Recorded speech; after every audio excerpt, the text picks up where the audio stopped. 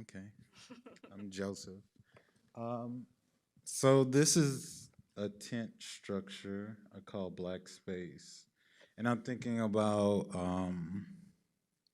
that that dilemma, that problem of declaring Black space as an artist to say like this space is for Black liberation, and that's the context, and otherwise, if you're not down with that context, you can't enter. Um, but it's also a mobile piece of architecture, and it's like um, calling back to the idea that the black school is mobile. We go where the students are, and historically, black folks, we haven't been afforded the luxury of monumental architecture. I was reading Fanon, and he said the colonists builds in steel and stone, but we kind of have to get in where we fit in. So I'm trying to call back to that, but also create a space that's a space of resistance specifically for Black liberation. Um, I'm going to talk to you guys about what you see when you peek around the corner. Also thinking about mobility and mobility really in terms of access. We do go to where our students are typically. So this exhibition presented us the opportunity to be able to sort of idealize a classroom space. Um, so the color choices, the full sensory choices. We have things for you to smell, things for you to see, trees, plants, oxygen. There's about an 8-hour playlist in the space. And these posters that you see to the top are a continuation of work that I've been producing individually, but are really strongly minded towards a sort of new form of a classroom poster, reimagining those like motivational speech posters that used to be in the rooms that I studied in.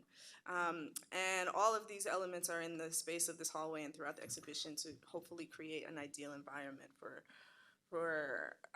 really clear thinking, for wellness. We're thinking about balancing emotional and physical wellness with the really heavy historical information and these complex theories that we're presenting and talking about histories of the African diaspora, right? It's a traumatic history.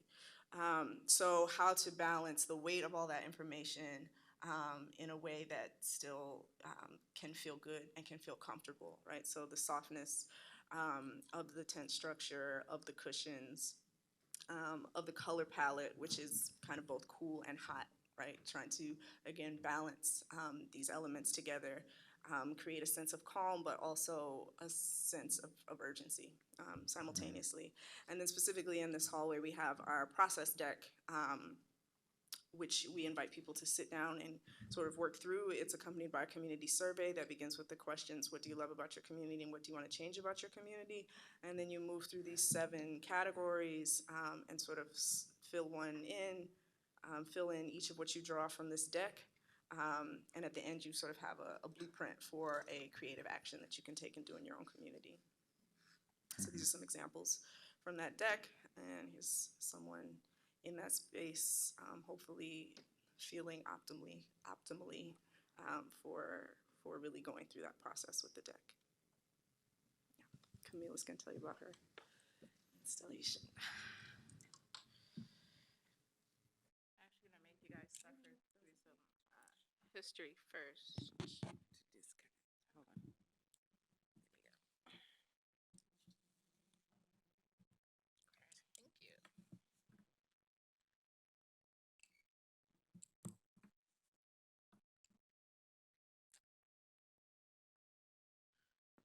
Hello. Alrighty. So anyone who knows me knows that I'm very enthusiastic about my city. So we're gonna start with my city because much of the history of my city informs the way that I make my work. It informs this entire exhibition.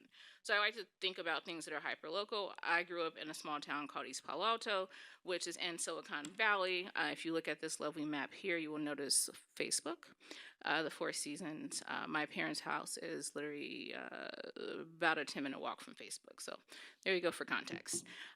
So one thing that's really important in thinking about this body of work and this exhibition around social justice and education was mining from my hyper-local experience to think about what examples of experiments in pedagogy and municipal building and institution building, and thinking about space that were intimate to my growing up and my experience and what I actually saw. So I'm going to sort of run through a couple of examples of things that I grew up in, the traditions I grew up in. The first one being from 1960 and the formation of something called the Nairobi Schools in East Palo Alto. And basically these came about because parents in the neighborhood saw how horrible the schools were and decided that instead of trying to, what we were doing before, which was sending kids to local schools nearby through a sneak out program where you would use the address of a wealthier neighbor and then enroll your student in the school in that district, parents and families decided to actually start their own school system. They started a college system, and then as time went on, actually started an entire K through college system that was accredited and gave out actual degrees. Students transferred, and it was an entire system run by people who did not actually have funding from anyone other than private donors and some state funding. And so this is a spread from Ebony Magazine of an article that was written about the Nairobi schools back in 1971. And what's really exciting and important about this school is how mobile it was. They did not have a physical classroom often, so it happened in kitchens, churches, basements, corners. It was literally a school without walls. And when we say we created our own school system, I want to emphasize that this was an entirely Black-run, Black-organized organization in school that was one of the few and only in the nation at that time. And we were not even a city yet. So, some other things that are important to think about with regards to building Black institutions and sort of issues around self-determination is that in 1968, our city attempted to rename the city Nairobi. We were unsuccessful, but we attempted, and this is part of another effort to sort of build a city that reflected a particular ethos and a particular way of being that was organized around not only having Black institutions, but naming the city after something that reminded people of the capability of having sovereignty over the land and the space that you're in. We also experimented a lot with literacy in libraries. We have the East Palo Alto Federal Library Project, which was a mobile library, and people didn't think this was going to work, but basically they got in the back of this minibus and folks drove around and people jumped in the back and read books. And it was a really exciting time in our city's history because, again, this is our city being very innovative and thinking about how do we experiment with the ways that we're disseminating information, sharing information, but more importantly, how do we, again, insert ourselves into this narrative? Instead of being passive about this, how do we actually create the things that we need? And I actually found this morning, which was like super exciting to me, and I didn't know about this. I'm gonna have to go back to do some more corroborating research, but it's about the East Palo Alto branch of the Black Panther Party with their Community Survival Day. And so East Palo Alto is very close to Oakland and San Francisco, so we got a lot of the influence of the Black Panther Party and the radical movements that were happening there.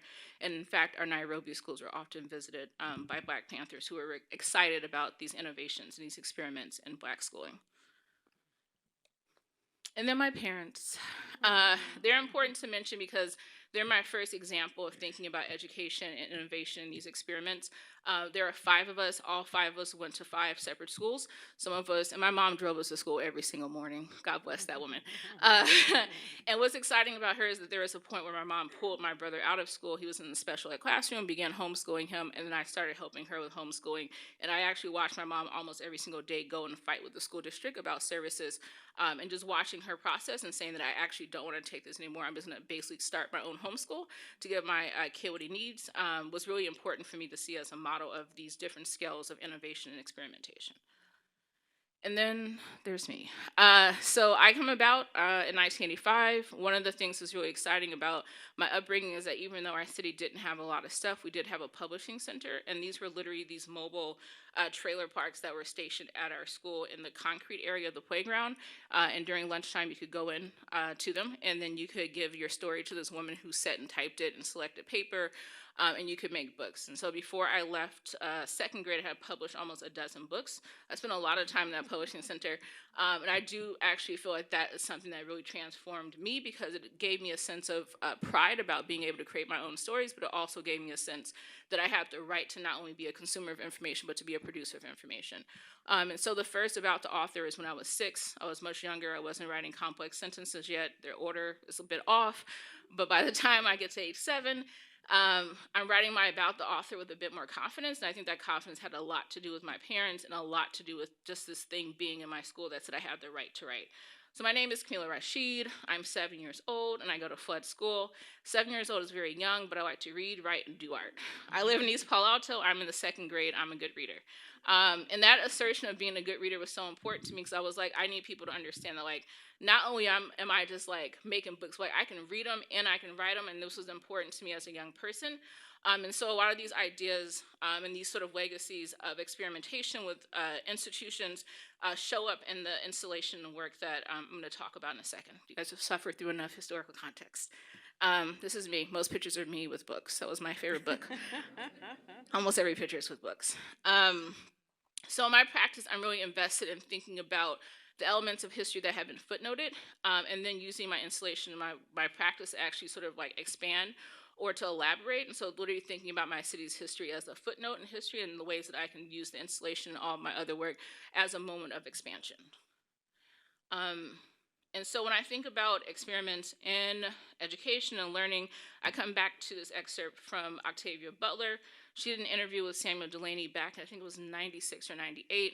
And he's asking her about the internet. She's like, I don't really deal with that. But she starts talking about this idea of primitive hypertext, which for her is her way of coming up with ideas and processing information, which is literally allowing herself to let her brain sort of process and float and drift. And that happens through looking at different books, exploring different things simultaneously, and allowing these ideas to sort of marinate. And so in framing the show and trying to think about an installation, I thought a lot about learning as a process of deacceleration, of literally slowing down to process nuance, but also allowing yourself to build an ecosystem of ideas rather than trying to go on a didactic route with regard to what you're trying to learn. So instead of I'm trying to reach a standard and master X, I'm trying to go through a different rounds of learning and processing so that I can map the relationships between these ideas. And so I'm really interested in the encounter, that moment of interaction, that moment of exchange, that moment of unfolding. So now you get to see the work. So you've been to the 5th floor, in the resource room. It's the space that I worked with. There are 2 things that are happening. The first thing is the space here, which is the library space, which includes about 150 pieces of printed material, which explore institutions, independent Black schools, independent Black publishing presses, and other things that are part of the lineage of Black textual production. This took about 10 months to sort of source all these materials, and I was really invested in thinking about including materials that were both hyper-local and also national, but also resources that in a traditional library or archival space would never rub up against each other. So like there is a publication from a Berkeley High School poetry group from 1971 that's right next to a Mary Baraka text. In a traditional library setting, you wouldn't see them next to each other, but I'm interested in these moments of juxtaposition as like a reminder of how these things can sort of collapse into space and occupy the same space, and how we can map relationships between things we don't normally think should be mapped together. And so I'm invested in like the entire space being readable and engaged with. So everything in the space can literally be touched and engaged with. The photocopier, you can make photocopies. The table, which I'll show in a second, is also a readable surface. Everything can be touched and engaged with, because I think about touch as a moment of interaction that allows for deeper learning. And I wanted to ensure that everyone had a chance to engage as fully in a sensory process as possible. So a couple of things on the table are these photocopies of advertisements from independent Black printing presses and magazines, which are under plexiglass, so that there's another surface to read, looking down as well as looking up. There's also this fun excerpt from the FBI. There was a point where they were really scared about Black people reading books and having bookstores. And so this is an excerpt from a book talking about, and I'll remember the name in a second, talking about activist businesses. And there's an Atlantic article published about this, and I bought the book, but it's basically referring back to the moment of surveillance of independent Black bookstores, because they were scared of Black people learning about how terrible things were and then doing something about them. But this is a good reminder about sort of the fragility of independent Black institutions.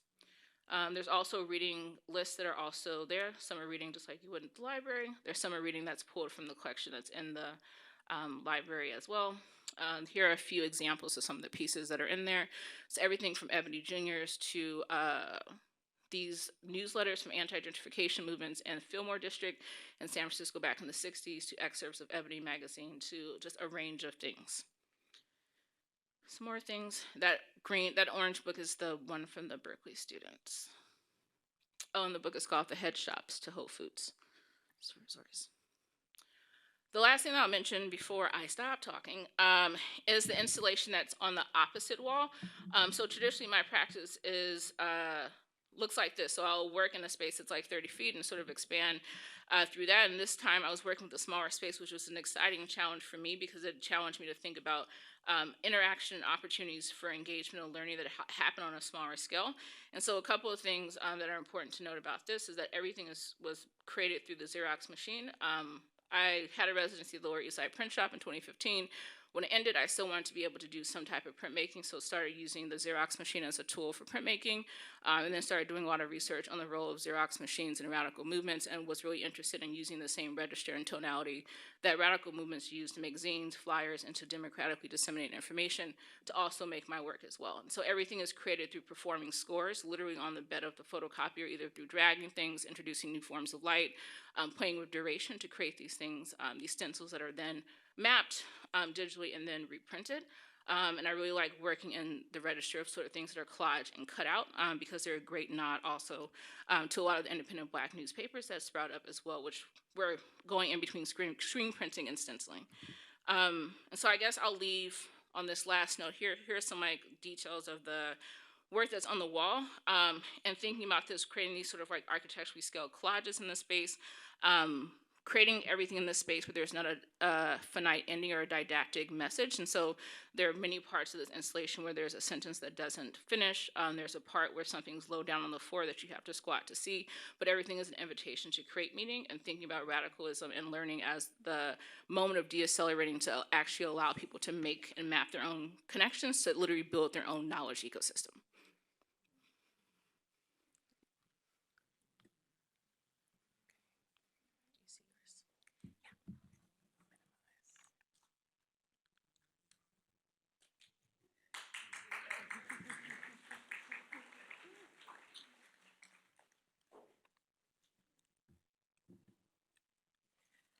Okay, yikes. Great. I just want to thank Emily and Johanna for inviting me, but also Kameelah, Shani, and Joseph, I think, for these compelling projects that, really speak to social justice and creative education, but, the kind of role of what does it mean to actually make knowledge.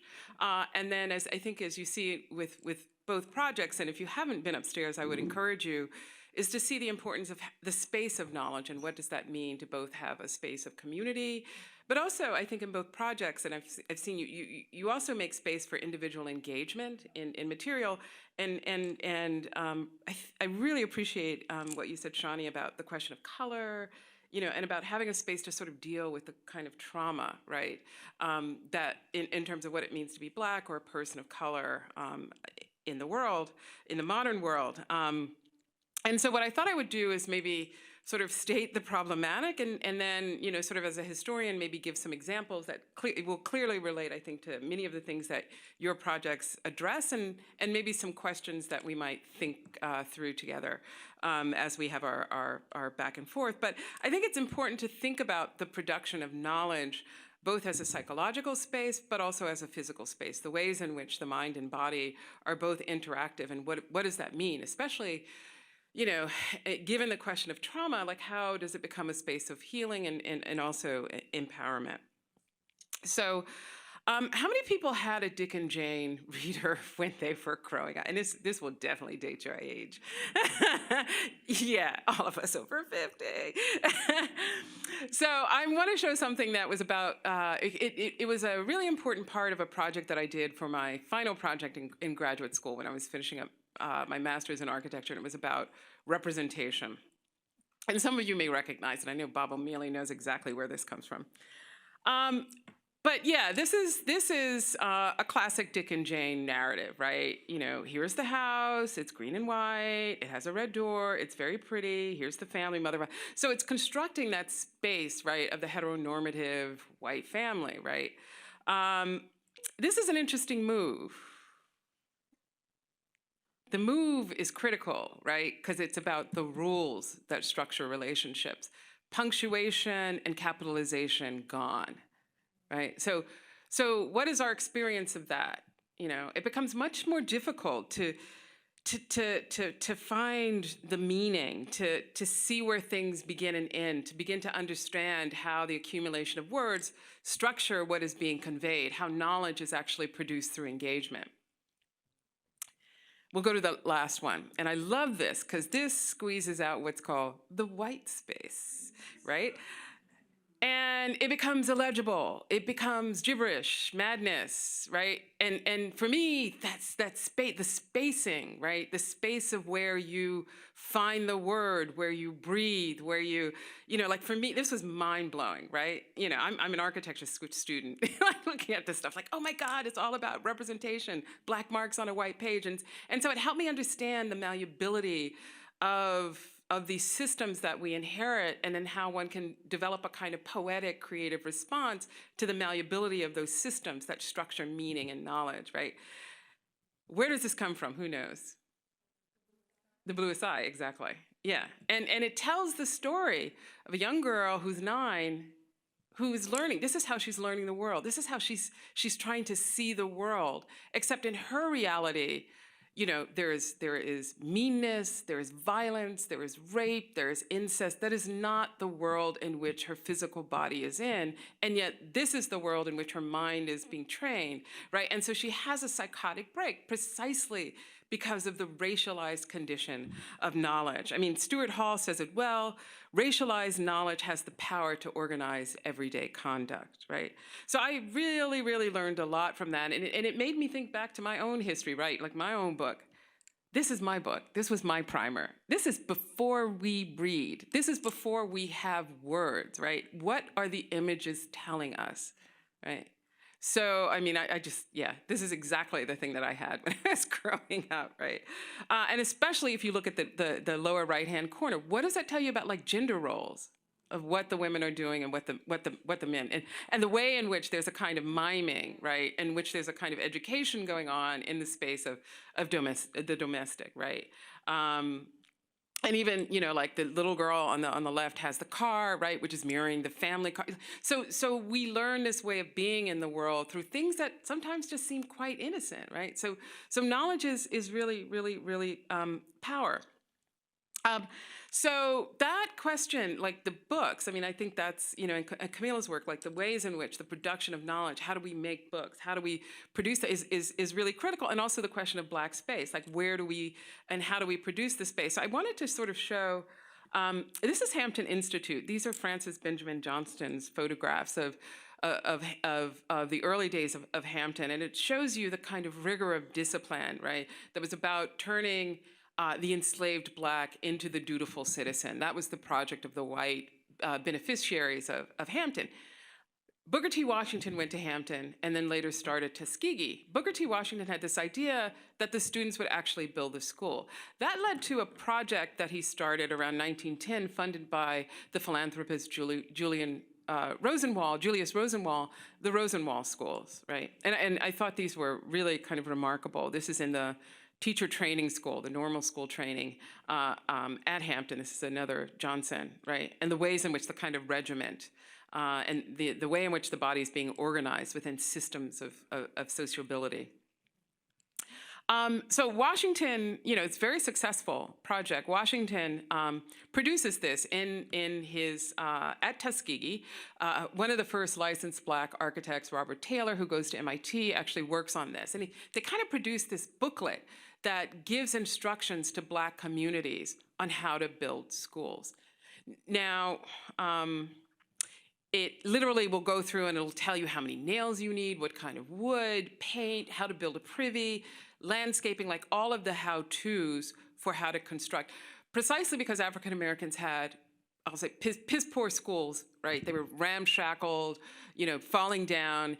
And Washington realized, no, that we have to actually produce that system of education ourselves, because clearly the government's not going to 100% produce this for us either. And so literally it was about putting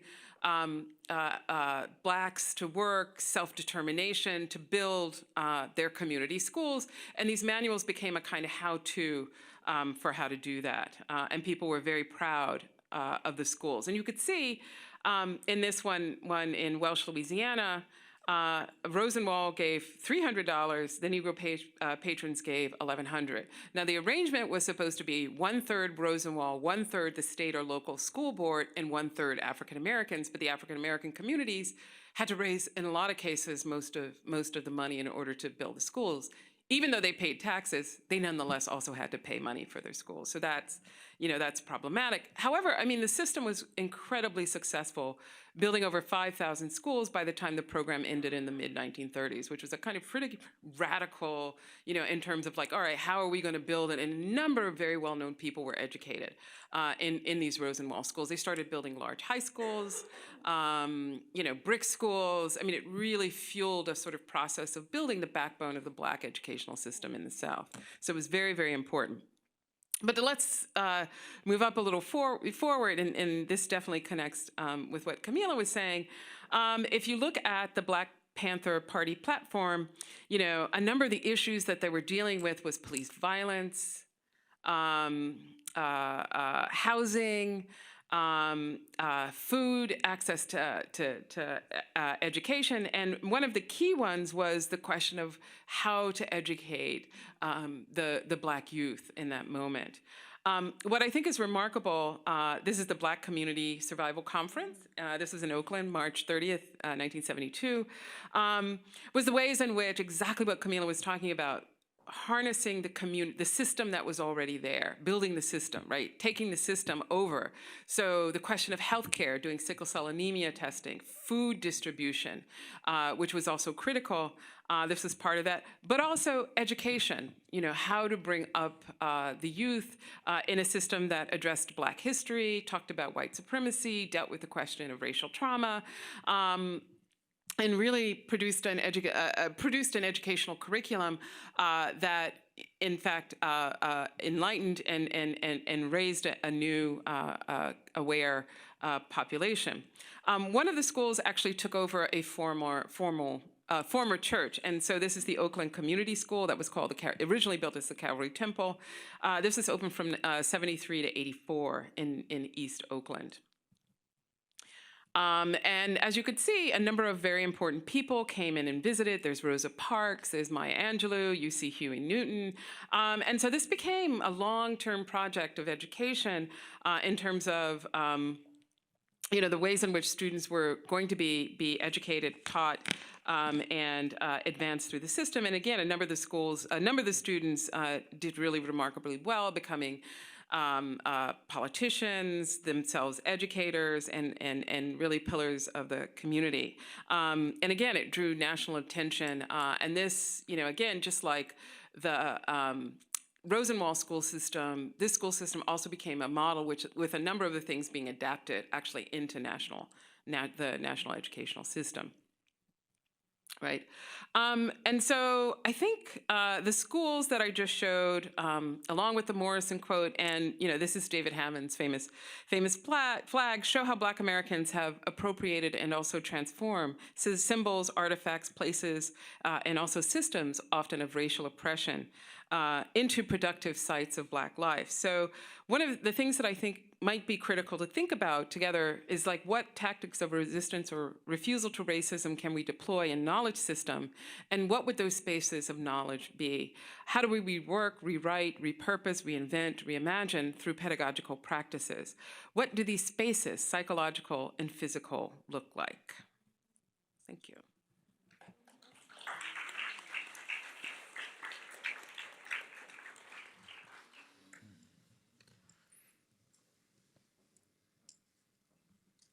Where do we go from here? Question. Hi. I'm happy to ask questions of this group, but I have a feeling that you have questions for each other to begin? No? It's a lot too. Yeah, I mean, I'm wondering. Yeah, I mean, I think it maybe goes back to the question of black space that you started with, and how I think in both of your cases, working within this institution, working within museum, like what were the tactics in creating that black space within the museum, right? Because the museum has it's a system, has a legacy, it's racialized historically, and so what were the strategies that you both use? I know color was certainly one, the ways in which you hang things on the wall, but can you be more specific about like, all right, what is black space and how are you transforming it? Hi again. One of the things and we were speaking about this a little bit before, of all these cases of Black people just existing in the world and people calling the police because they think that they shouldn't linger or be there anymore. And so in my practice, one of the things that's really important to me is thinking about duration and how long people literally can stay and linger in a space. And so in designing the resource room, I wanted to create as many opportunities for unfolding and actually sitting and engaging and enduring through that space as possible, as a little invitation, like you can stay here. You can stay here to make photocopies. You can stay here to eat. Well, not eat. You can stay here to chill with your water. You can actually be here and occupy the space because there are so many spaces, particularly in museums and gallery spaces that don't feel welcoming, that I wanted to literally construct a space that was an invitation to hang out and to engage in that process. And by having lots of text and having text that's literally in book form, text is on the wall, text is there, fabric that can be felt, that can be laid on, people laid on it a lot, which is why the Velcro keeps coming up. It's a whole other thing. Really thinking about what are the expectations and what are we inviting people to do when we ask them to come to museums. I learned a lot through tactile engagement, being able to touch things, and the most important thing for me in the space was that even if a kid came into the space, he would never actually feel like I can't touch anything in the space. I wanted to feel welcoming, and I wanted to feel like a multi-sensory moment of engagement. And I know that a lot of times when you come into spaces, that isn't always the invitation, that isn't always the allowance or affordance. Yeah, I think that idea of comfort, again, we use all of these soft materials and just thinking about the schools that we typically go into through the Black school, through working for years as teaching artists, there's so much concrete, right? There's just so much concrete. And even, kind of in preparation for this show, studied what classroom teachers are doing in the direction of innovative design right now. And people are really trying to do the things, but it's still within the confines of that old order and that old space, and you're like working with the furniture that is brought in from the department. So what happens when you just cast all of that aside? And that's kind of how we came up with the materials that we did and things that can move to fit different spaces. Yeah, yeah. Thinking about black space, I'm specifically like at the moment interested in self-determined black spaces. So not just can black people come and be, but can black people say you can't come and be. This is just for us at this moment. So yeah, the tent closes, and I've closed the tent on people, and they wonder like, why are you closing the tent?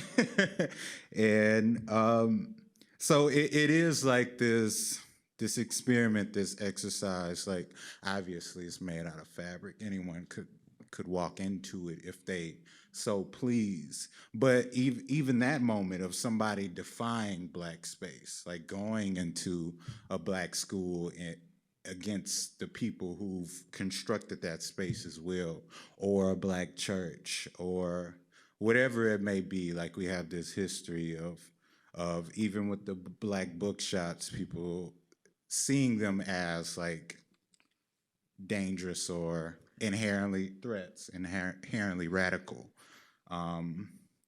Like the fact that Black Panther headquarters got shot up, the breakfast programs got burned, like whenever we establish our spaces, those spaces, and our spaces specifically for us, those spaces are just inherently seen as threats. And yeah, thinking about that, the complicated idea of schools and Black folks and Black schools, and how there's a lot of Black schools, but are they self-determined Black schools? Like, do we get to say what the school is, what the school teaches? And for the most part, we don't. At the same time, when the people who get to say what the school is and what the school teaches have demonstrated they're not interested in educating Black people.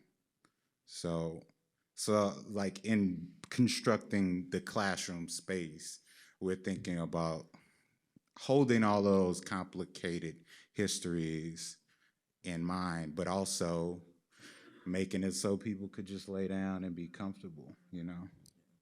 Really trying to be direct. I mean, I think that's the name of the project, The Black School, is very clear. It eliminates any confusion. It eliminates any need to kind of have to backtrack or explain. We all know what the context is here. Oh my gosh, I'm losing my train of thought. You got it. I'll have to come back to it. I'm sorry. Yeah. Oh, go ahead. I was just gonna say, I'll limit this because many things are coming to mind. I think one of the things that I think about a lot when we think about Black spaces is often referred to in the singular. And I think that every Black space isn't a comfortable or a welcoming space for all Black people. And so thinking about the wide permutations of lived Black experiences and ideas around Black utopia, and around self-determined Black communities and what does it mean to actually create a Black community, but also to create variations in different moments of agility for that community to change over time in response to the people who are coming and moving in and out of the space. And so there's, I think some people know about this book, Black Utopia, which is talking about all these different experiments in community building. And one of the things that's really interesting about that book, even though I have my own questions about the book, is the way in which a lot of these communities are really being formed out of literally what the community is talking about as a particular need. So if you think about something like Seneca Village, which was at Central Park, if you think about something like Weeksville, which is in the Crown Heights area, both of those coming out of a very hyper local specific need of those Black people versus a universal national idea of what Black people need. And so also thinking about responsive spaces as being classroom and learning spaces, spaces that are literally responding to the people that are coming into them, and thinking about how do we work with architecture in both the physical and also in the psychological sense to be responsive. And this also is making me think a lot about comfort in relation to being fugitives and opaqueness also. So there's a lot about being present in the world and being self-determined in a very public way, but I'm also interested in the private ways in which Black people have been self-determined, in ways that privacy and being very stealthy and avoiding surveillance actively are important for maintaining an institution. So there are things that obviously schools that started during enslavement that were able to sustain themselves because they were in secret, or maroon societies that were able to sustain themselves because they were in secret, institutions and movements that were able to sustain themselves because they were secret. So thinking about ways in which we can move between publicness and privateness as a political strategy to think about sustainability of our institutions, particularly in the context of increased optic awareness where everything needs to be shown or represented. What does it mean to be covert? What does it mean to be a bit withholding? What does it mean to be a bit reticent as a literal strategy towards sustainability? So, yeah, I have a follow-up question on that. I'm supposed to talk into this thing. I have a follow-up question because what I think is also interesting about both of you, and also the fact that you were both brought here for the summer together, is that you are educators, but you use these sort of creative mediums as an educational platform. So my question for you is, in terms of your pedagogy, what is the importance of teaching creativity, but more importantly, what's at stake in stimulating the imagination? Why is that important? Yeah, all of that. In order to work towards a greater future, we have to imagine it, right? And in so many cases, especially as Black people, we have so little example, right? The example was washed away. The images that you showed, it's not unlike the Native American schools. It's really cultural genocide, right? So we're been stripped of all these cultures and taught to honor and value all of these things that are dishonoring and disvaluing us. So really the first step of the work, whether you call it art or activism, is to first create a vision of it, right? But then how do you even do that if your context is so conditioned towards this factory model that we're all kind of coming out of? So yes, that's the foundation of my studio practice, art making, and then it absolutely transitions into any public engagement, which is often coming in the form of teaching. Um, Sharing work first opens, sharing work that I've made first, right, can open up students to seeing where I'm coming from. That can spur all of these conversations, and and from there, um, from there, I'm sorry. Say what you're gonna say. Imagination. Yeah. Well, I think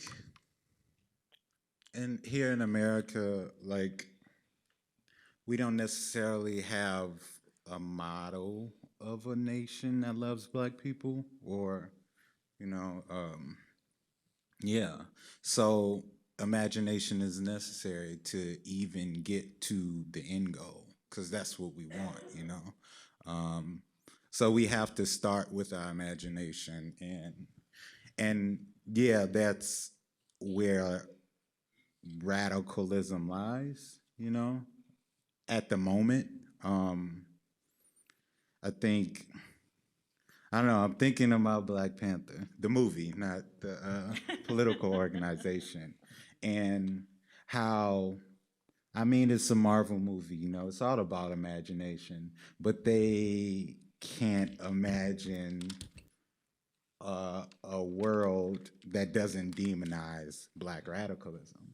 So what does that mean? You know, like that.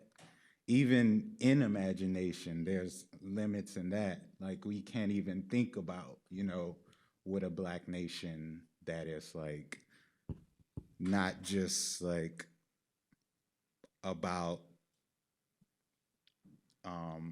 this individualism, you know, but that is about collectivism.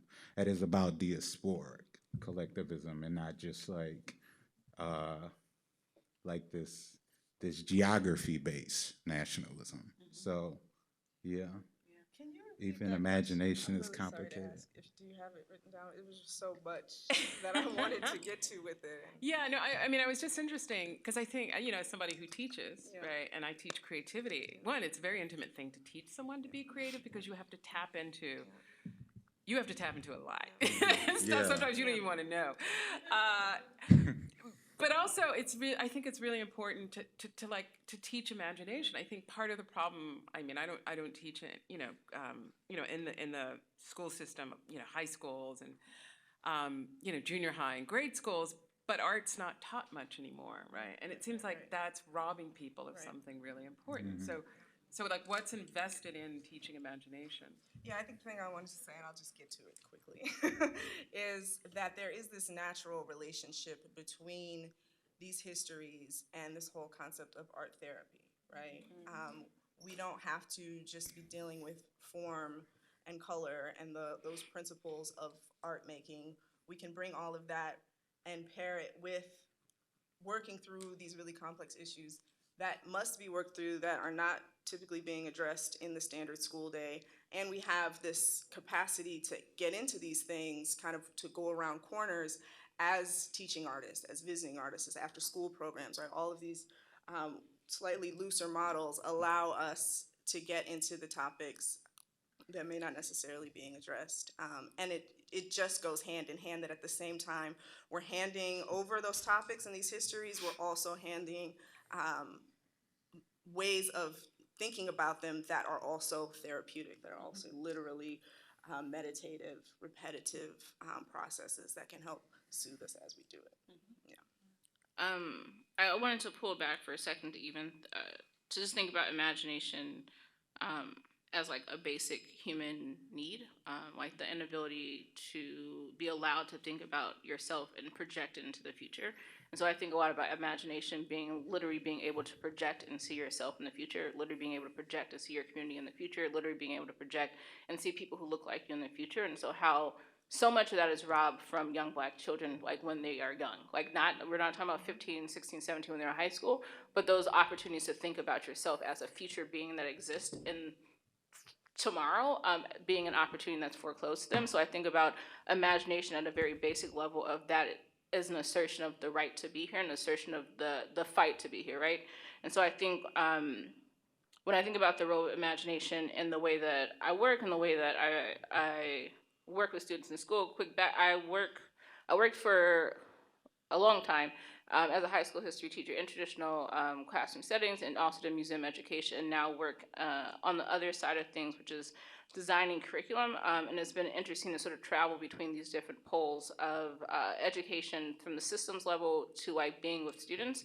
And the one thing that I've noticed a lot by the time that students get to 15 and 16, literally asking them questions about what they want to do or what's possible, there's a very clear difference between a 16-year-old and the way they express and articulate that from like a kid who's 2 or 3 who may not have been exposed to like the horrible rigors of the world. And so how do we allow for kids who are 16 and 17 to literally be able to be that excited about life, to be able to project themselves, but also how do we as adults who have also seen all the horrible crap that happens in the world still have the desire to imagine? And I think that we have tons of examples, even coming from maroon societies that were formed out of the literal imagination of projecting myself into the future of freedom and being able to build that. And so because I taught history a lot of the time that I spent was actually working with students with primary sources to think about, here are these examples of people who not only imagined in the psychological space, but also started to use that imagination as building blocks towards something. So I like to make use a lot of historical examples as Sashani's point about things being washed away as a reminder that these things actually happen, that the things that you're imagining or working towards are not fictional, they're not so aspirational that you can't achieve, but they've been done and they can be done again. So I think there's importance around repetition, anchoring everything that students are engaging with in a historical example to say this is not fake, this is like real, like you can achieve this too. I think the last point is just referring back to the quote from Octavia Butler about primitive hypertext. One of the things that I have tons of anxiety and frustration about with regards to like learning and the ways that so many things happen in classrooms is there's always this momentum towards a standard, a momentum towards learning a particular skill and then showing mastery of that skill through a very specific testing means that doesn't actually allow for a student to elaborate or explain themselves in a wide variety of ways. And so the Octavia Butler quote around primitive hypertext is important to me because it says that the important thing about learning is not that you master a skill, but is that you start building worlds. Like you literally are building an ecosystem of things and how they're connected. And so for me, I think creativity can happen in an art classroom, but can also happen in a history classroom, in an English classroom, where you're literally equipping students with the skills to start building worlds for themselves, to understand that this thing about this particular invasive species is connected to this thing that I'm learning over here about slave ships, that's connected to this thing over here that I'm learning about frogs. Like all these things are connected, and what are the interdisciplinary opportunities that we provide to students in real authentic, repetitive ways for them to like think about themselves as part of a future world. So do you guys have questions for each other, or should we just open it out? I'm sure there's some questions out there in the audience. I'm curious to see.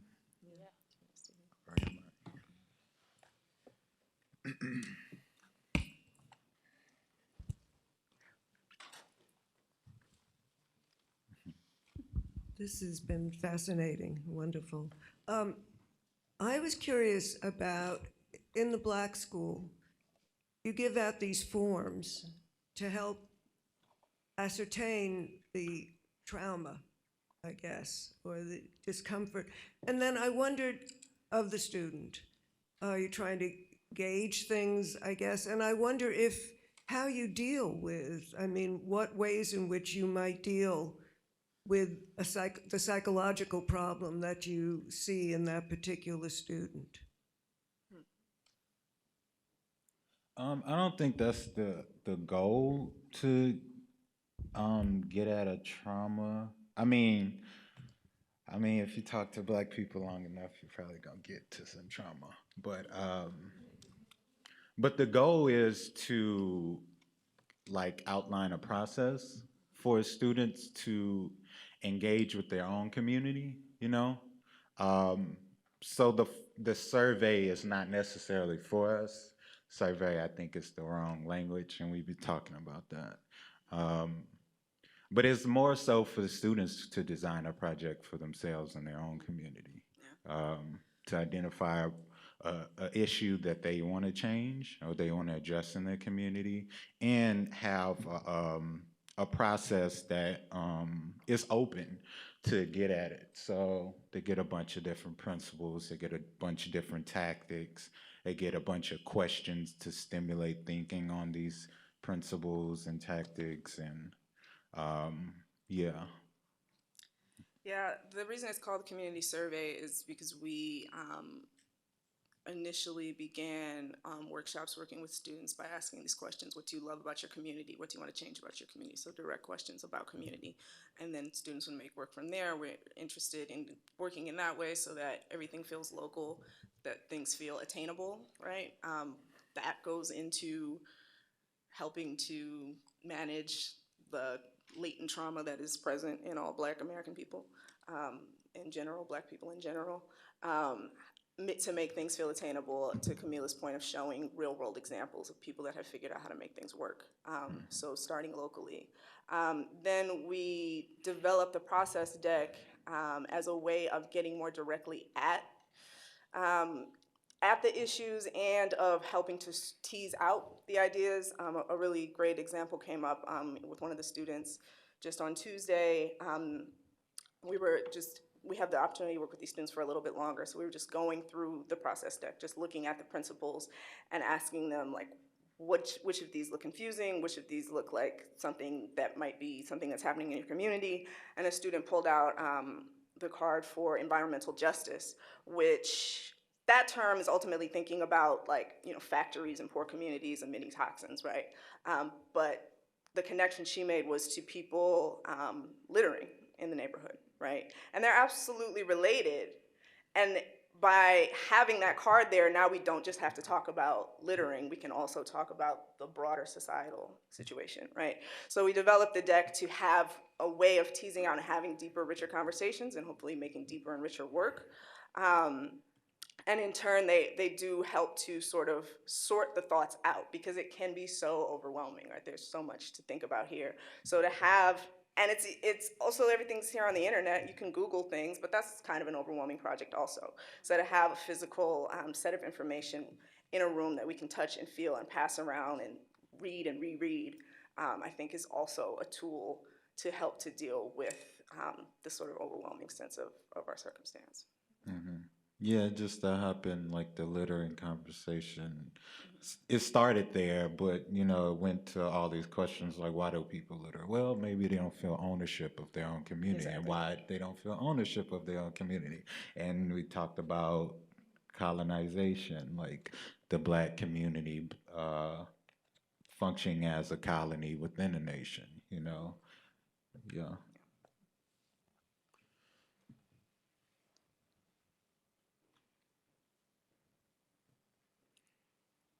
Thank, thank you for talking. I have a question, and it is, how do these pedagogies exist outside the school? Because we are imagining and reimagining learning, and I'm trying to understand, and in creative ways, and we're talking about responding to a space, responding to the architecture and people entering the space, and you also talk about mobility.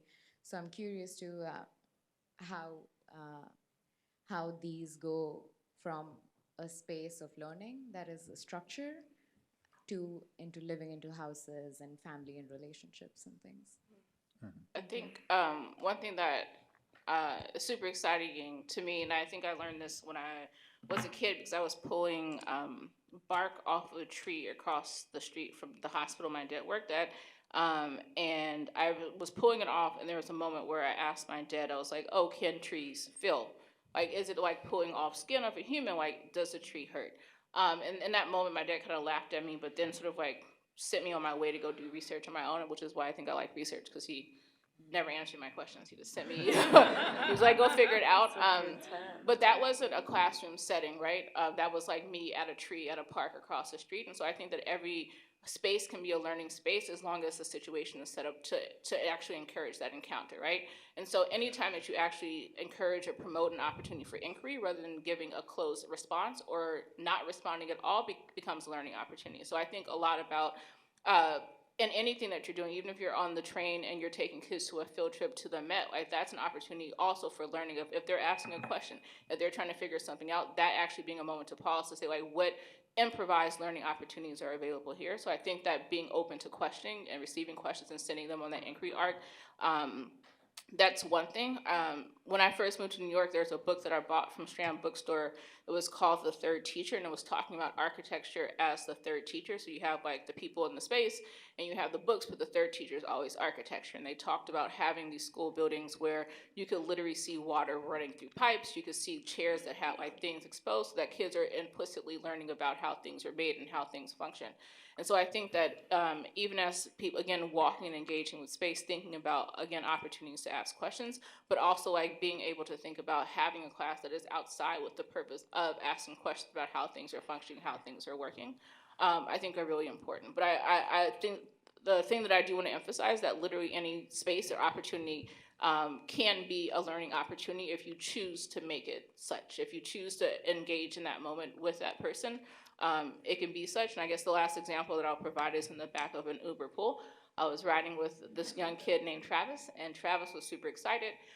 He like nudged me a couple times because he's very bold, and he was like, "Hey, where are you going?" And I was like, first of all, who are you? But second of all, I'm headed home. And so on that ride home, him and I had this long, he was like 6, had this long conversation about where I was going, what a nephew is versus what a cousin is. And so this long conversation that neither of us intended to get anything out of, but it was an encounter that we both consented and opted into because we chose to engage in that. So thinking about those moments to opt in to learning versus foreclosing yourself to those opportunities.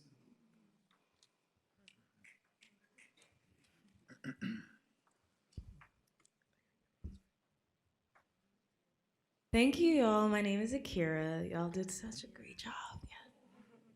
So I have like 2 questions in one type of thing. So I guess my first question is just that I'm still sitting with the whole museum institutional access. Like I'm a person where I always go to First Saturdays in Brooklyn Museum because it's free. And I just know that there's like a membership fee to get into this museum. So I think for me, I'm really trying to unpack like what did that institutional conversation look like for y'all in figuring out what does a radical access look like? Or is it like a thing where like only POC folks or Black folks are allowed on this 5th floor, free every day whenever they show up in a museum? Some type of conversation of like what does that institutional role look like with the new museum in really prioritizing who has access in the room. And also 1 pointer too, I think I visited upstairs and I saw when the tent was closed and I saw people peeking in and I was like, wow, people are very forward about still seeing and witnessing what's inside the tent. And the next question that I have is that I'm sitting with the whole thing with comfort and softness. So for me, I'm within the urban planning background also and the architecture background. So I've lately been trying to rethink radical softness and what does that look like? So I'm just thinking of the juxtaposition with softness and comfort being in an institutional space. And the reason why I bring that up is like even now, if you look at NYPD, they have this whole thing of like using that same aesthetic of softness as their forward in getting the community to like them more. So lately their cars have been like golf car size, soft, curvature.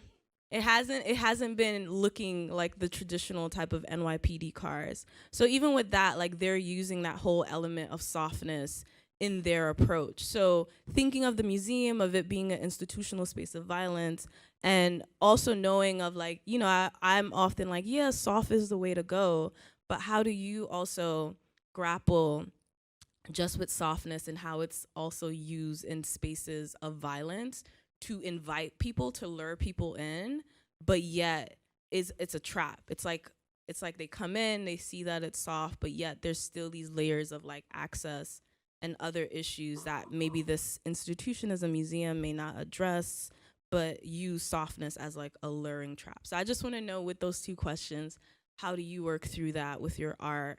And yeah. I like Uh, those questions. I'm. It's particularly in this work. One thing I think I haven't mentioned yet is Black style and how radical Black style has been like um, sanitized of all of its radical politics and just used as an aesthetic. Oftentimes to talk about capitalism, to promote capitalism. So that's something I'm thinking a lot about and trying to call to mind with the works in the exhibition, like saying, okay, if this is a powerful tool that people respond to, I'm going to take that back, and I'm going to use it to infuse it back with the radical style. So, like, I'm making in the front of the tent, there's a bunch of pictures. There's Huey, there's the kids in liberation schools, and then there's Che in the middle, and they all have the berets. So I'm trying to make that connection. Like, look how this style has been used to teach about revolution and radicalism across the diaspora. So that's one thing, and I'm also thinking a lot about reforms the system, reforms to policing, and how like we often get like kind of like hoodwinked into thinking that it's better, but anything that reforms the system extends the life of the system. So if white supremacy is a little more comfortable, then it's gonna live longer. So we have to keep that in mind, that we don't want to make it a little bit better for a few people. We want to think about imagine a whole nother system altogether.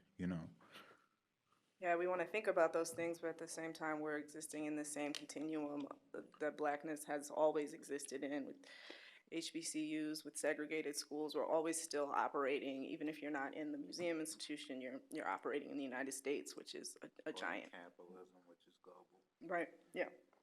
You're operating in wider spaces of white supremacy. So yeah, they're absolutely key to think about. Joseph talked about the imagery, and I do think that that's an important element of this balance that we're trying to create.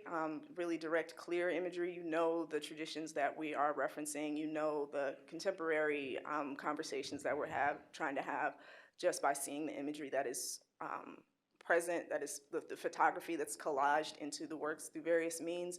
You also see the original source material is there's like a bulletin board / student work wall that's in the space where we pull photographs from to work with in workshops with the students, and then later that the students work through workshops with the public, which leads to one answer to kind of how we try to navigate your question of working with the museum and access. So I want to say first, because we're trying to get people out, that Saturday we begin the most public workshop that Joseph and I are actually leading, a series of workshops, which are called the Black Love Committee. They'll be the next 3 Saturdays, and they'll culminate at the festival that we're holding at Sugar Hill Children's Museum on August 19th. And it's open to adults and families. So if you have small children that don't kind of age into typical Black school programming, that's an opportunity. And the idea is that that group will sort of self-design a creative action that will take place either at or adjacent to the festival. So we're really especially trying to get an uptown audience, a Harlem community, to be a part of that, to do something that is meaningful to that neighborhood. And so that festival doesn't feel like a thing that's just happening there, but a thing that people have fed into. So we're working on that in collaboration with this festival that we sort of independently put on every year, that we're putting on this year with a museum in Harlem, a museum that is directed by a Black woman, that is in conjunction with a building, an organization that does housing for completely affordable housing for low-income people, even formerly homeless. So that is one way that we try to tie the sort of downtown museum opportunity and support for work with communities that we live with and really work with. Our youth programming is actually private, and it's actually with the museum's TAP program, stands for Teen Apprenticeship, but it's mostly dominated by summer youth employees. And through school partnerships that I've worked on and summer programs that I've worked on in the past, I know the population of summer youth employee programs is POC students throughout New York. So I was like, cool, they're signed up. We know that that's a core group that makes sense for us to work with.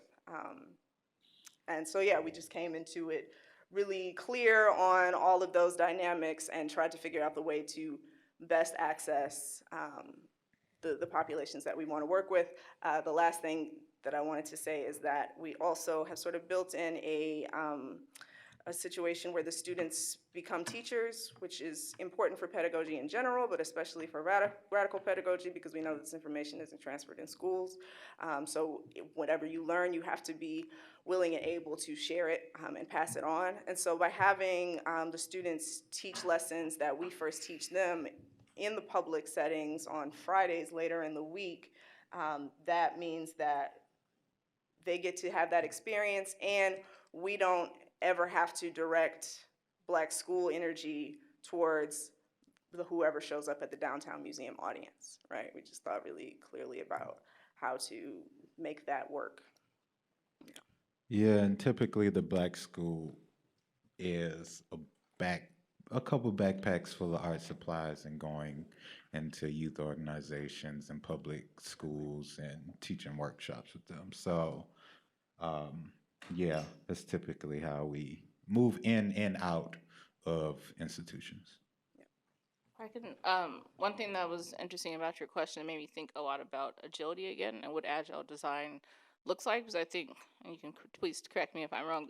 Part of the question is uh, how do we create authentically radical spaces in institutions that are not, that's not just not the literal what they're built for. And I would just say that it just doesn't happen, right? Like it didn't happen this time, and it's not it's not to be a dismissive critique of the work, but it's a recognition of the realities and the parameters of what you can do in the space, right? Like we couldn't open the entire fifth floor to make it free all the time to anyone who wanted to come through because they're institutional parameters. And so when I think about agile design, one of the things that's important for me is thinking about each of these as different moments. This being one moment in the iteration of the project, and that the next iterations don't actually have to look like this. Like this served a very particular purpose, and we are getting very interesting audiences. And the one audience that I think is quite understated and unacknowledged audience are the security guards. I spend a lot of time talking to the security guards. I don't know if Timothy's here. Shout out to Timothy if he's around. But I have known Timothy since 2016, and all the security guards are just amazing because they've like become deeply invested in the space, either from making sure my books don't get stolen, to like reading the books themselves and like telling me about the books they read or telling me about which books were most popular and what people were doing in the space. And so I think that while we weren't able to open up the fifth floor to everyone all the time, I think it is very important that the staff that has to be here because they're feeding their families and want to be here because they would leave, if, or whatever. Because people are here and they're spending a lot of time on these floors, that there's actually something for them to engage with, something for them to do, something for them to read, something for them to actively be involved in is really important to me. And so I do really want to think about, even within the restraints, what are the possibilities within those restraints? And I think being able to engage with the museum staff has been really, really amazing. And getting to know people and learning people's names and knowing about people's families has been an interesting moment. So thinking about this as like one very specific moment in like a long network of iterative parts of this project. And one of the things I think about with regard to radical access is that a lot of these really amazing programs happen in spaces like New York City or Chicago or San Francisco, and places where people have great accessibility to lots of amazing programming. And thinking about a lot of the future programming with the library and the other work that I'm doing actually happening in small towns that actually don't have access to archival institutions, to libraries, to other things that we have a plentiful access to.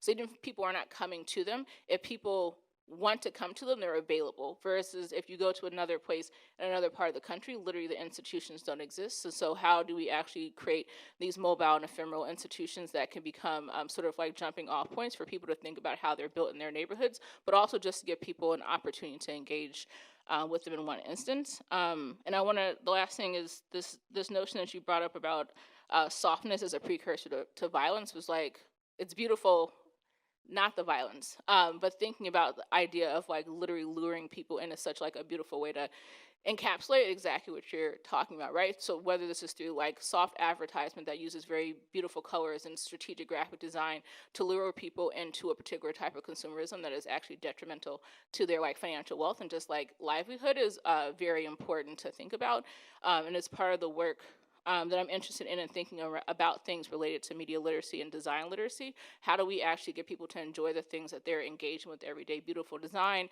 beautiful topography, but also to be able to dissect literally what is happening when they're engaging with that at a psychological level, and just at a very basic visual level.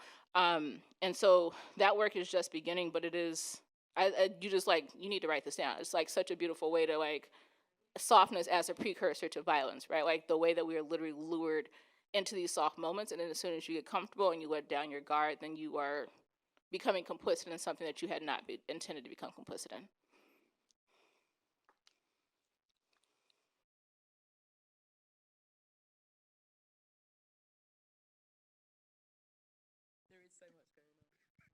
Hello, that was brilliant. Thank you very much. My name's Janine. I'm going to be cheeky and ask two questions.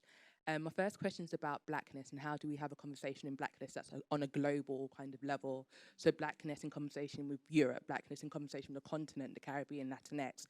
And do you draw from any kind of references, practices, knowledges, in particular indigenous knowledges, kind of outside of the American context? And then the second question is about the politics of pleasure and desire, and how do we kind of talk about your Black school, your kind of artistic practice as a pleasurable practice, something that builds intimacy and touch and consent in a way that our bodies don't necessarily are kind of publicly shown and allowed to show, and how do you dismantle that in the museum context where often you can't touch shit? So yeah, those are my two questions. Oh, there's so much, and there's so little time. I'll start with the question around Blackness, because one of the things that's most exciting for me to talk about is a million different ways that Black people exist in the world. And there's this thing that Gwendolyn Brooks said, is that we occur everywhere, which is such a beautiful statement to me. Like, literally, you can find me everywhere. Like, you can find a Black person permutating or being Black in all these different contexts. And what does it mean to honor that wide variation in ways that doesn't reduce rigor or nuance of like lived experience, because it's more convenient for us to have like a nice consolidated fixed understanding of what Black people are. And so I lived on and off in South Africa for a little while. I first went there on study abroad, then went back to do a Fulbright, and I was supposed to do research, and I kind of did research, but I actually just like hung out with like dope people for like a long time. And one of the most beautiful things to me is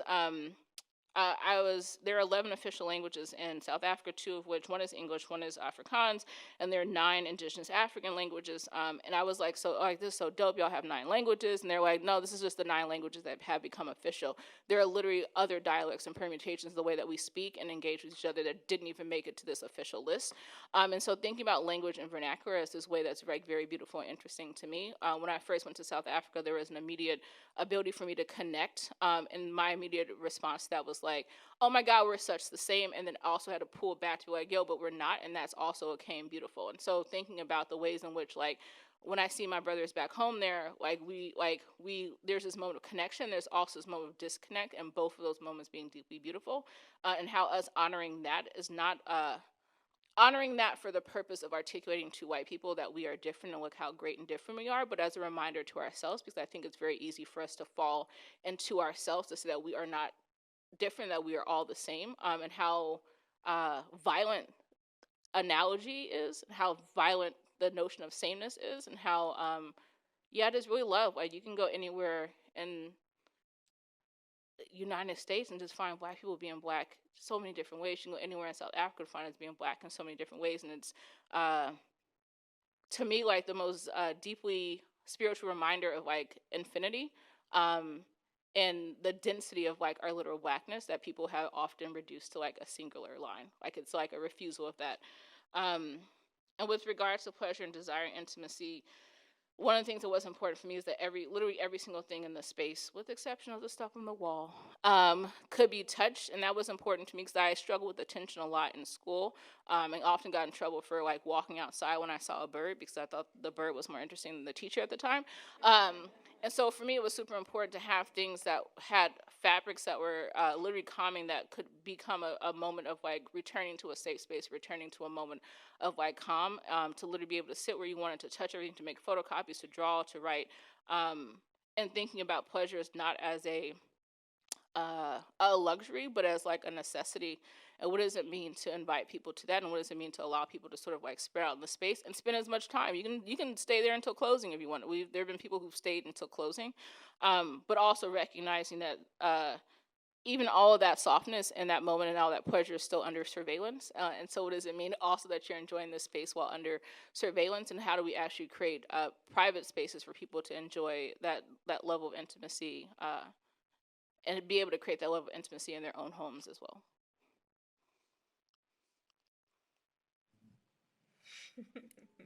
I forgot the question. Oh, blackness. Blackness. I had the same experience when I visited Africa. Everybody I was with was like, "We're so connected. We have so much in common." And I was like, wait, y'all had that serious? I had the exact opposite. I mean, true, we are so connected. Like that's no debating that. But I saw all of our differences. So like that, I mean, we all saw it, but I was like overwhelmed by the differences when growing up in the South and then going to the continent. I was like, wow, like our experiences are so different and based on the context we're in. So in the exhibition, um, it's referencing Cuba. We talk about we talked about Fanon a lot in the first workshop with the youth. So yeah, we are pulling from like the knowledge that is being exchanged across the diaspora. Pleasure. Yeah, that's so complicated, man. Our pleasure politics, like that's so much a symptom of our colonization of our minds and of our bodies, you know. So, yeah, that's something I'm thinking about personally. Like, where does all this come from? You know, either whether it's attraction or repulsion. You know, what's beneath all of that?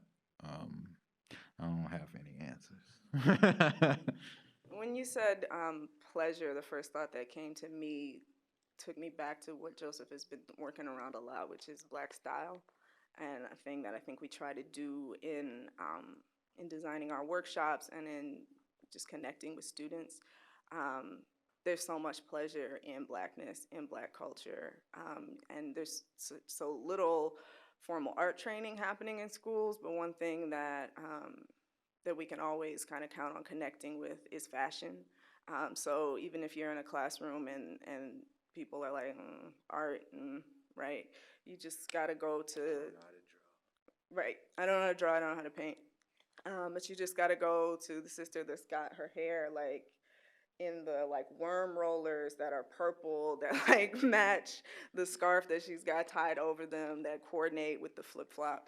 And once you know start to praise that and elevate those things that are not typically being praised and elevated in a classroom space, it opens up the creative means of making work, and it also creates a vibe of pleasure, right? Just this sort of familial sense that I think we try to bring to the classroom. So much of both of our personal experiences. How do you acquire this information to begin with? My father's a Black Studies professor. I didn't learn any of this from. I had one teacher for the 4th and 5th grade, Miss Black, coincidentally, who I'm still in touch with. But outside of that, you know, all of my knowledge of the diaspora, all of activism histories, that comes from my father, that comes from learning at home. And there's a familiarity, there's a comfort, there's laughter, there's softness, there's emotion, there's all of that present. And how do we allow for that in the way that we come into class, in the way that we design a space, and then how do we take that further, right? Because there's also a lot that's present in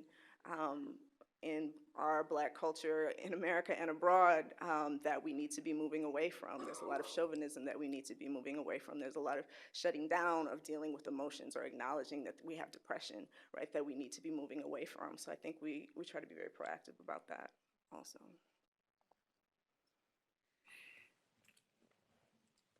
Maybe up there. Oh, it is on. Thank you for all that brilliance and history that I feel like we needed collectively. And I have a question because I feel like it's in there, but I haven't visited the fifth floor, so I want to just dig a little bit.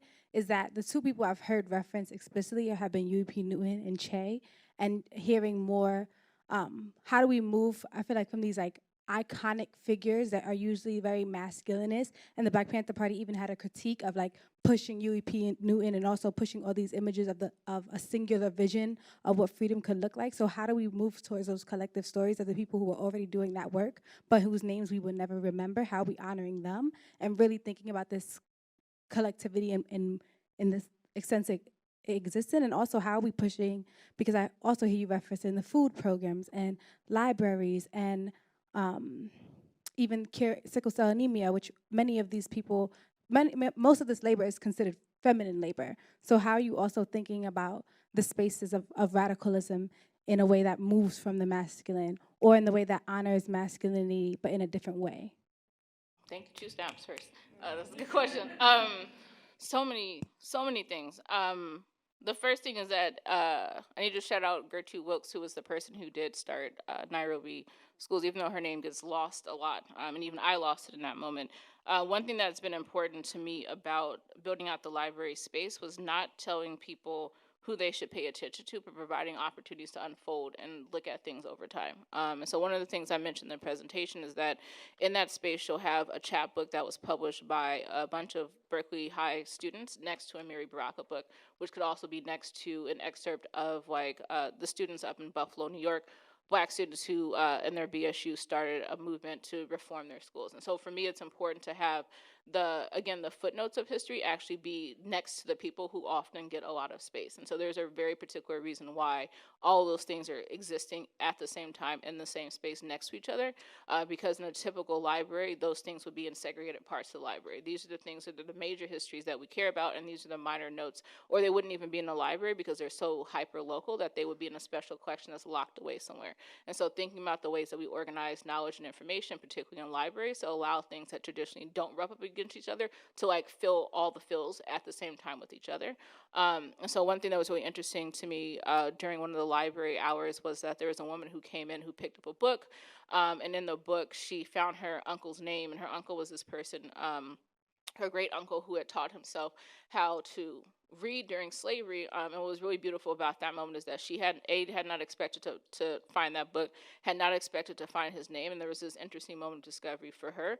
That was a reminder that the people that we do often talk about with regards to slave revolts are obviously important, but also the people who taught themselves how to read being an important element of that as well. The people who like wash the clothes to make sure that people had uniforms and clothing are also hyper important.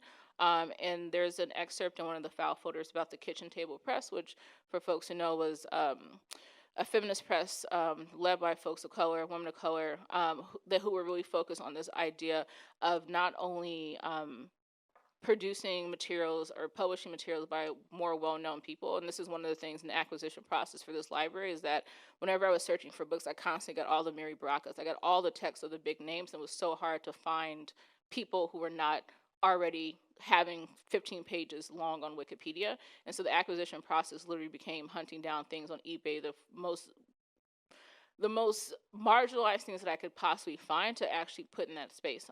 And the other part of the acquisition process also is that as I'm coming in contact with people, also including, for example, an anthology that was published in 2018 by a Bronx school here as well. So having an acquisitions process that evolves and grows over time to accommodate the stories of people who would traditionally not be in those spaces.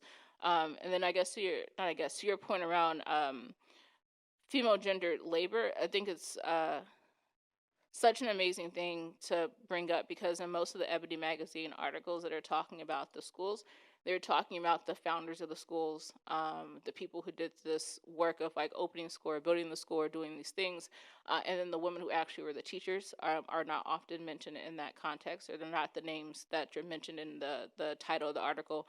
The women who are in charge of like designing textbooks and things so that are also not mentioned. And so I think it's an excellent point to think about as we are historicizing this particular moment, but also historicizing those past moments, making space for those women, and for those folks who just are not big names to actually live and to elaborate in that space. Thank you for that question.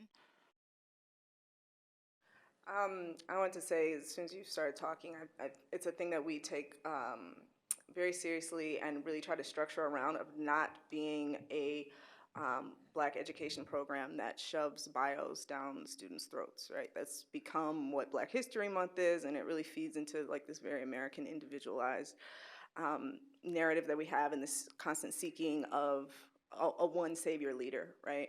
So that's why we begin with, what do you love about your community? What do you want to change about your community? And take the work from there, and take the history that we provide, really, and tailor it to what the students first say they want to get into. When we do have opportunities to do more sustained programming, we do include formal lectures, but of the 4 formal lectures that we have this summer, there's only one that has anything like a bio or a person's name in it, and that's Ida B. Wells, and connecting the anti-lynching campaign to the very similar work of the Black Lives Matter movement, which is started by all women. So yeah, same as I was saying before, I think we really try to push these conversations into a new generation, so that we're not repeating or kind of making things stale. And then I also just wanted to say that Joseph has put lavender ruffles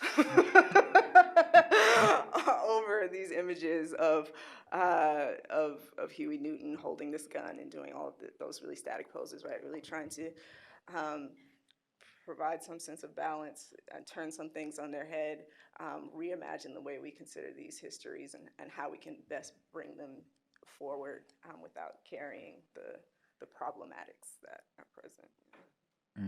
Yeah, we talk about the the the popular image of the Panthers being patriarchal, and but the actual rank and file members being mostly women. And one of the pieces that I didn't talk about, but that was in the photographs, was a quote unquote painting that features a Panther mother and child, which is like an opportunity to get into that history that is often like, hard to uncover, deep but present. Add one thing really quickly. I I feel like the reason why so many attempts at talking about Black people and Black history often rest on the laurels of like big names is because it's obviously the easiest thing to do, right? So if I can like pull out a Martin Luther King or a Malcolm X, it's much easier because I actually don't have to do any research and I don't have to do any work, and I can Google it really quickly. And so the harder, more rigorous work means to actually go to the footnotes, or the harder, more rigorous work means to do a hyper local focus, which allows for you to get into the nuance of like 15 years in this one particular town. And so I think one of the things that was brought up in the interview that we did before the show opened is like, what does it mean to actually slow down?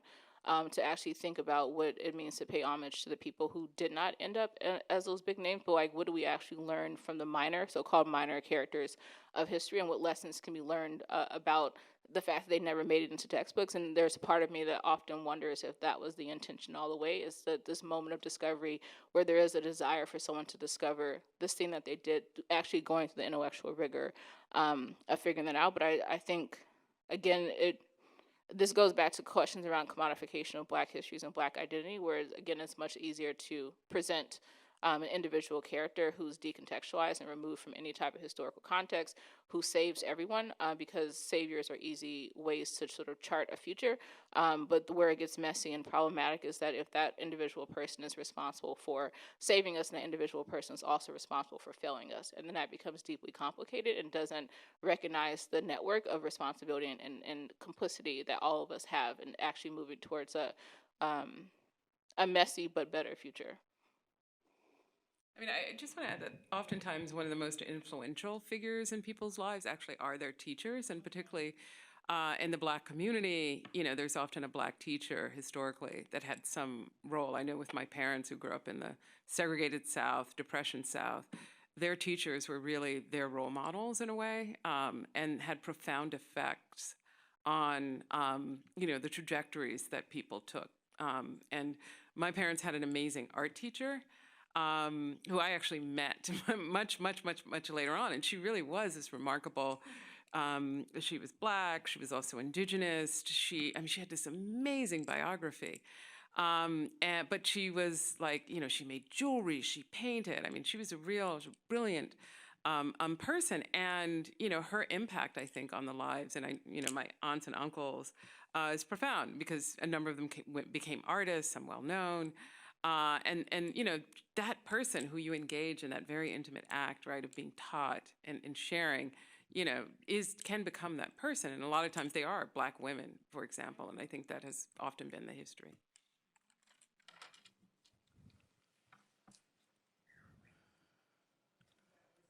Last question.